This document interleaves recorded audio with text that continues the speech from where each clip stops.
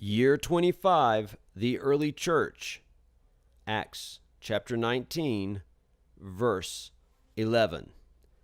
And God was doing extraordinary miracles by the hands of Paul, so that even handkerchiefs or aprons that had touched his skin were carried away to the sick, and their diseases left them, and the evil spirits came out of them.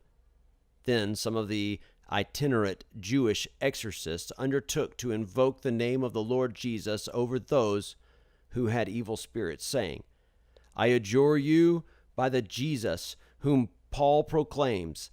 7 sons of a Jewish high priest named Sceva were doing this.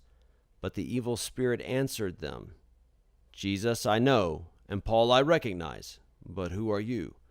And the man in whom was the evil spirit leaped on them, mastered all of them, and overpowered them, so that they fled out of the house, naked and wounded. And this became known to all the residents of Ephesus, both Jews and Greeks, and fear fell upon them all.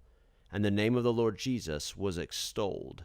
Also, many of those who were now believers came, confessing and divulging their practices. And a number of those who had practiced magic arts brought their books together and burned them in the sight of all.